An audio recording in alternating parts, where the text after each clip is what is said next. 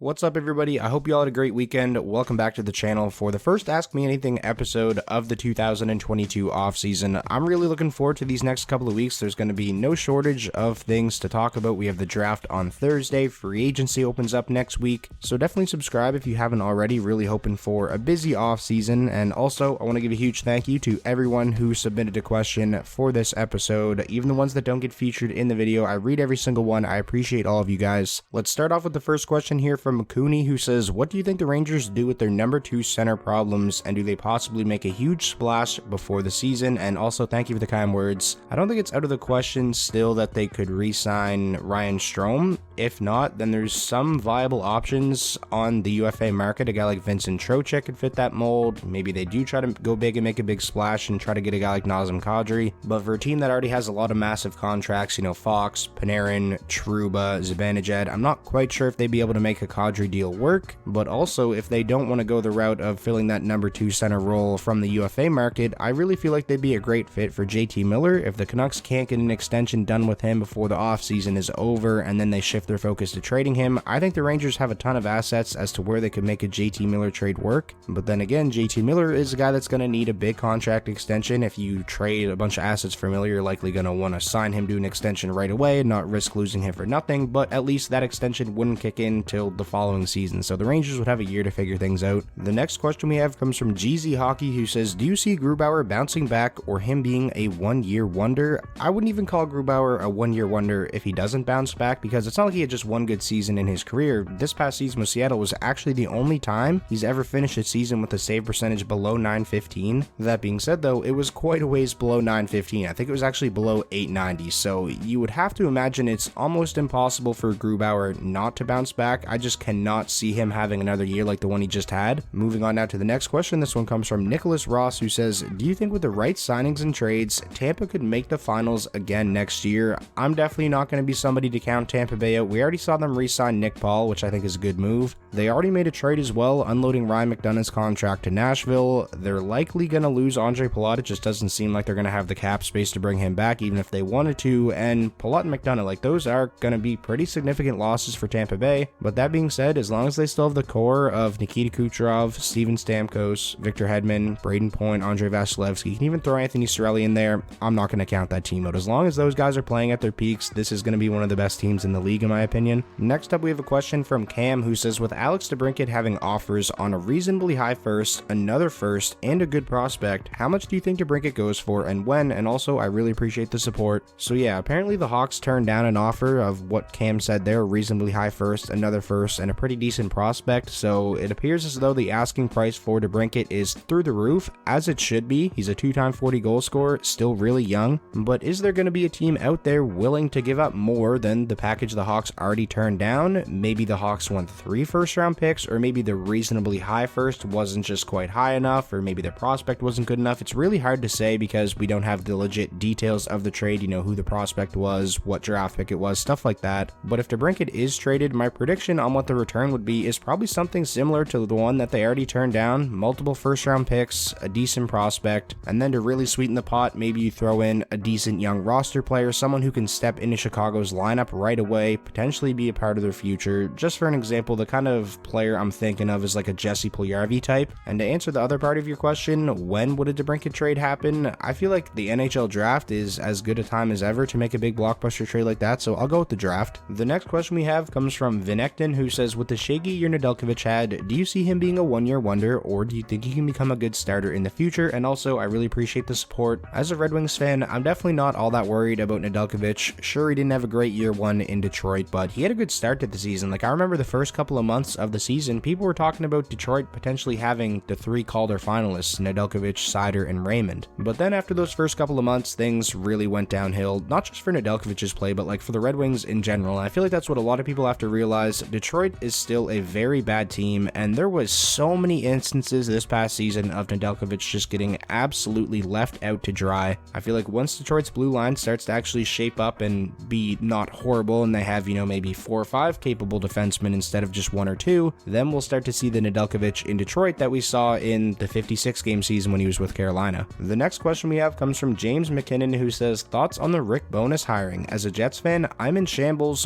What are your thoughts though? So one of my best friends friends is actually a Winnipeg Jets fan, and he's kind of in shambles too. Well, maybe not shambles, but his initial reaction was he's not happy, he didn't like it. But for me personally, I just find it so hard to come to any kind of conclusions or really have any opinion on a coaching hire, because you really just don't know until you see that team perform under their new head coach. That's like a lot of people on Twitter were asking me, oh, how do you feel about Detroit's hire? Well, I really don't feel anything towards it because he was Tampa's assistant. Who knows how he's going to do as the Red Wings head coach, right? We're just going to have to wait and see. I guess this situation is a little bit different though, because Rick Bowness has already been a head coach in the NHL and has such a long history of just coaching, whether it's head coach or assistant coaching in the National Hockey League. He's been around the league a very long time, obviously has a great mind for the game. I feel like he's kind of regarded as a defensive coach, which may be what the Winnipeg Jets need, because they're not a very good defensive team, especially when it comes to, their forwards actually buying in and committing to a back check and playing a 200-foot game. The next question comes from a name I'm not even going to try to say, but you can see it on the screen. Do you think the Pacific Division could have 5 teams making the playoffs next year? Oilers, Flames, VGK, Canucks, Kings. I think only Avs, Blues, Wild are contenders in the Central, which leaves the Pacific wide open next year. I definitely think there could be 5 teams from the Pacific that make the playoffs next year. I'm in the same boat as you when it comes to the Central. I'm really only confident in the Avs, Wild, and Blues, but I would kind of throw Vancouver in the same tier with like Nashville, Winnipeg, those like fringe teams that are going to be probably in the hunt down the stretch. Dallas you can throw in there as well. Whatever happens though, I definitely feel like the playoff race in the West should be a lot of fun this upcoming season, just like it was last year. Hopefully the East is a little bit better this time around though. I mean, we knew who was going to make the playoffs in the East after like the first month of the season. Moving on now, we have a question from Xavier Morgan Gillard, who says, which team from each conference that missed the playoffs this year do you think is most likely to make it next year? And also, I appreciate the support. I like this question a lot. I'll start off in the West because this is a really easy one. Bit of a boring answer, but definitely Vegas. That team is just way too talented to miss the playoffs again. All they have to do is stay healthy and they should be in great shape. And in the East, I'd like to be a little bit more bold with this one, so I'm going to say the Devils. They have such a great young core. Jesper Bratt, Jack Hughes, Sharon Govich, and Mercer all had great years. They're going to be 1 year older next season, 1 year better. They also have over $25 million in projected cap space for this offseason. They got to re-sign Jesper Bratt, who's an RFA, so he'll probably get a good chunk of that, but even if he gets like $7 million a year, that still leaves a lot of money as to where they could swing for the fences in free agency again, just like they did last offseason with Dougie Hamilton. The goaltending is definitely the part of this team that worries me the most, but once they iron that out, look out, because I think the Devils have the framework of being an amazing team. This next question comes from Calgary Flames fan, who says, where is Johnny Gaudreau going to end up? I've heard the Flames are offering him $9.5 million for 8 years, but I'm scared that's not enough for him to re-sign. I certainly hope you heard wrong, because if the Calgary Flames are only offering Johnny Gaudreau $9.5 million, I feel like Gaudreau's as good as gone, because if you're Johnny Gaudreau, you got to be looking at what happened with Artemi Panarin,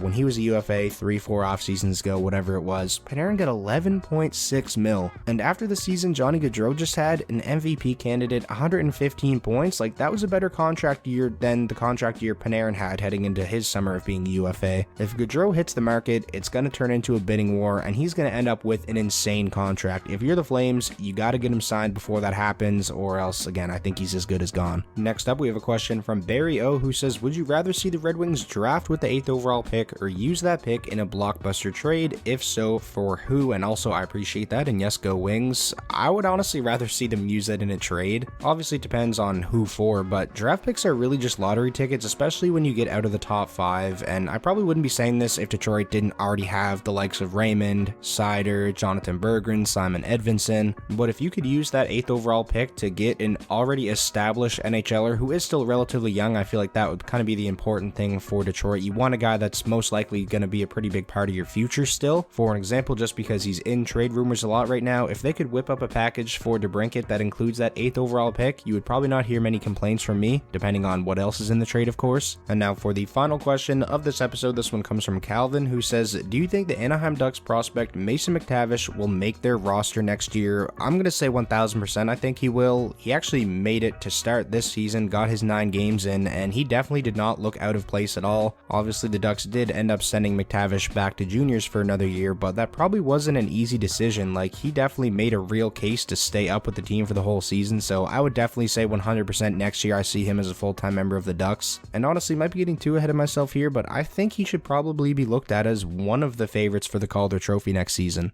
So that is going to wrap up this episode of the Ask Me Anything series. Again, huge thank you to all of you guys for submitting the questions. A ton of great ones in this episode. If you guys enjoyed this and you want to see more over the next couple of weeks, be sure to leave it a like. That's the best way to show your support. And most importantly, if this was your first time checking out the channel and you want more NHL content just like this, be sure to hit that subscribe button, and I'll talk to you all soon.